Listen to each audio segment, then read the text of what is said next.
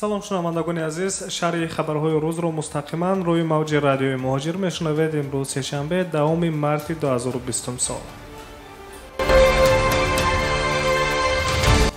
маросими ифтитоҳи масҷиди нав дар шаҳри душанбе ки бо иштироки президенти ҷумҳурияи тоҷикистон эмомалӣ раҳмон ва амири давлати қатар шайх Тамим бин Ҳамад Алтонӣ ба нақша гирифта шуда буд, боз ба таъхир гузошта шудааст. ҳоло санаи дақиқи кушодашавии масҷиди нав маълум нест.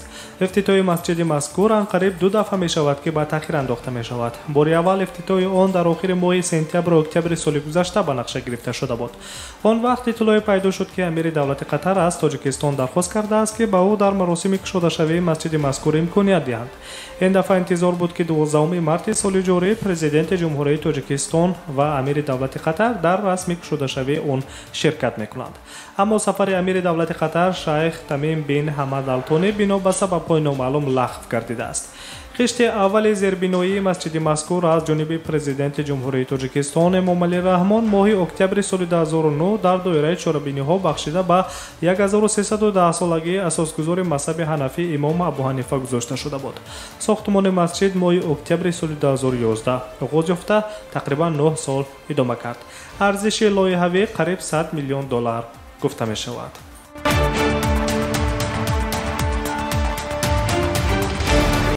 идомаи хабарҳо. пастшавии нархи нафт, ваҳми паҳншавии коронавирус дар кишварҳои ҷаҳонӣ вобаста шудани марзҳо дар бисёр давлатҳо ба қурби рубли русӣ дар Тоҷикистон низ таъсири манфӣ гузоштааст.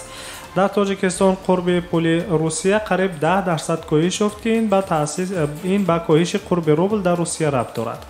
дар бонкҳои тиҷоратии Тоҷикистон дида мешавад ки беқурбшавии рубли русӣ ба 12% баробар аст. маълум мешавад ки бонкҳои тиҷоратии Тоҷикистон ба 1000 рубли русӣ 129.5 сомонӣ медиҳанд. мутаносибан қурби мубодилавӣ ба интиқоли пули муҳоҷирони меҳнатӣ бо рубли русӣ таъсир расонд. агар ҳафтаи гузашта бонк ва ташкилотҳои қарзӣ барои 1000 рубли русӣ 149 сомонӣ маблағ медоданд, имрӯз он ба 129.5 сомонӣ расидааст. дар биржаи Москав қурби асъори амрикоии доллар то 68.19 рубл ва евро ба 77.2 рубл расидааст. ҳоло бошад як балери нафт $31 арзиши худро аз даст додааст ки ин ба беқурбшавии рубли русӣ оварда расонидааст. чунин шиддати пастшавии нархи нафт бори охир соли 2016 ба қайд гирифта шуда буд. аз ин лиҳоз табиист ки нархи нафт ба доллар ва евро дар баробари рубл ки фавран дар бозори байналмилалӣ асъор боло рафт таъсир гузоштааст.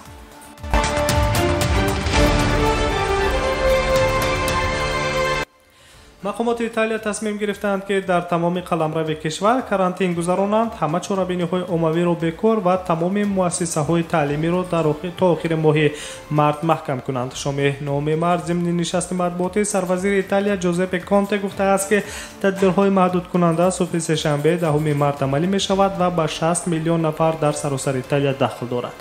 чорабиниҳои оммавӣ дар тамоми қаламрави Италия бекор карда шуда, муҳассилину донишҷӯ низ рухсатӣ гирифтаанд. мақомоти ин кишвар мегӯянд ки ҳолати карантинӣ дар тамоми қаламрави Италия то 3 апрел идома мекунад. дар ин давра мусобиқаҳои варзишӣ бекор карда шуда, осоишгоҳҳо, осорхонаҳо, театрҳо ва кинотеатрҳо, марказҳои фарҳангӣ фароғати низ фаъолият нахоҳанд кард, гуфтааст сарвазири Италия Ҷозепе Конте. дар Италия гирифторони коронавирус ба 9172 нафар расидааст ки аз ин лиҳоз мақомоти ин кишвар дар саросари Италия вазъияти фавқулода эълон доштаанд. то кунун аз дасти бедодгариҳои коронавирус дар Италия 463 нафар ҳалок шудаанд.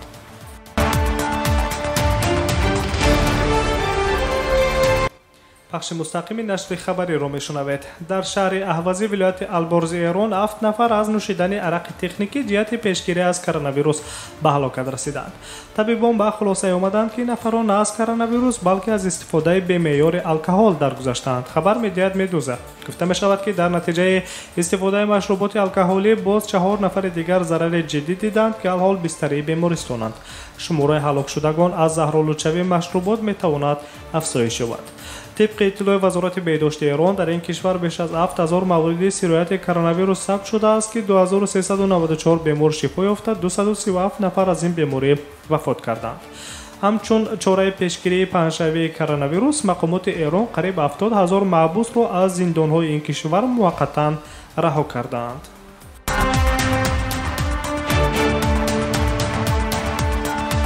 рӯзномаи коммерсант менависад ки нирӯҳои ҳарбии амрико афғонистонро дар доираи созишномаи сулҳи иёлоти муттаҳида ва толибон тарк мекунанд. мувофиқи эъломияи муштараки иёлоти муттаҳида ва ҷумҳурии исломии афғонистон ва инчунин созишномаи байни иёлоти муттаҳида ва толибон, нирӯҳои иёлоти муттаҳидаи амрико дар афғонистон дар давоми 135 рӯз шумораашон ба 8600 нафар сарбоз кам карда мешавад, гуфтааст Пентагон дар як изҳороти расмӣ. хабаргузори Reuters бо истинод ба манбаъҳои худ гузориш медиҳад ки раҳбарияти олии Афғонистон омодааст дар бораи озод кардани ҳадақал 1000 маҳбуси толибон дар ин ҳафта фармон содир кунад. ёдовар мешавем ки иёлоти муттаҳидаи амрико ва гурӯҳи радикалии толибон рӯзи 29 феврал созишнома имзо карданд ки раванди сулҳ дар Афғонистонро оғоз мекунад. музокироти байни парлумонӣ бо иштироки гурӯҳи радикалии толибон, ҳукумати Афғонистон ва қувваҳои сиёсии ин кишвар имрӯз 2 март ба нақша гирифта шудааст.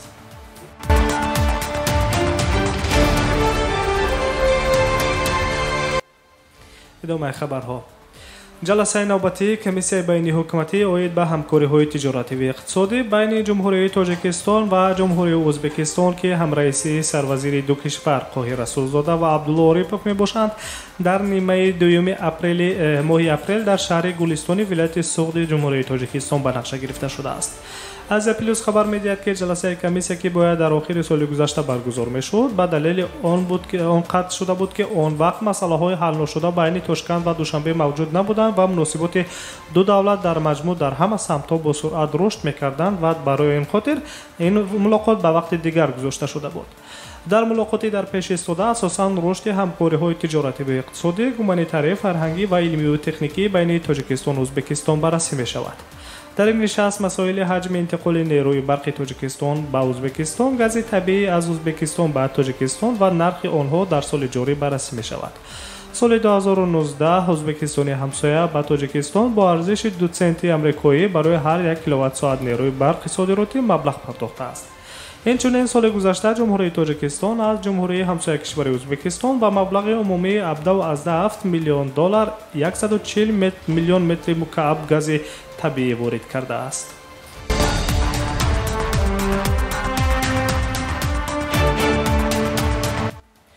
бозии даври аввали марҳилаи гурӯҳии ҷоми Конфедератсияи футболи Осиё 2020 дар гурӯҳи Д байни ду клуби Тоҷикистон, Истиқлол ва Хуҷанд бидуни тамошобин баргузор мешавад.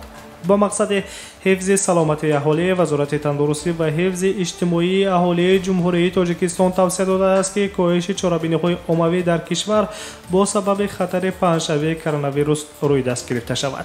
بنا به گزارش‌ها فدراسیون فوتبال تاجیکستان توصیه وزارت تندرستی و حفظ اجتماعی اهالی جمهوری تاجیکستان را جانبداری کرده تصمیم گرفته است که بازی جام کنفدراسیون فوتبال آسیا 2020 در جمهوری تاجیکستان بدون تماشابین برگزار شود.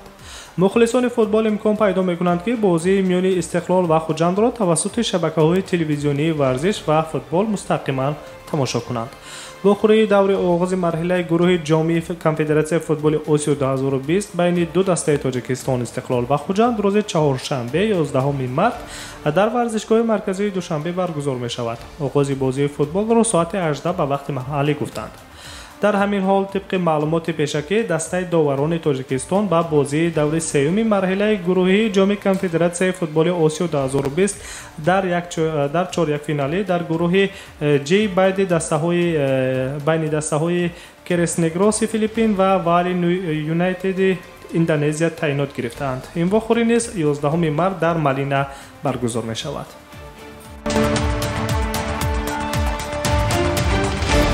شنوندگان عزیز، در آخر نشر خبری یک اعلان داریم. شام جمعه 13 مارس ساعت 18 به وقت مسکو در استودیو مرکزی رادیو مهاجر پخش مستقیم برنامه حقوق شما با اشتراک حقوقشناسان ساحه مهاجرت دایر می‌گردد.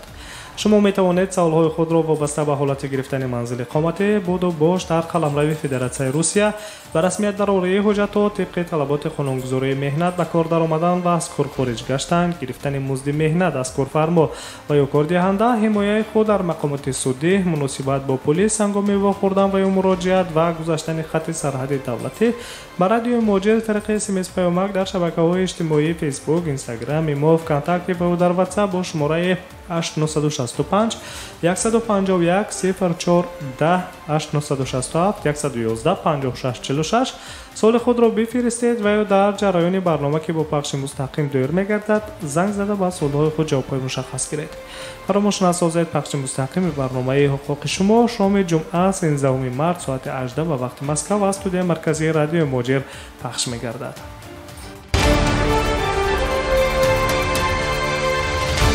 سامیان ارجمند، نشر این ساعته برنامه اطلاعاتی خبر و مستقیما روی موج رادیو موجیر شنیدید. برنامه‌های دیگری ما ادامه دارند. در ساعت‌های بعدی شما را دو خبرهای عاجل از داخل و خارج تاجیکستان من آشنا خواهم ساخت. سلامت باشید، ما را همراهی کنید.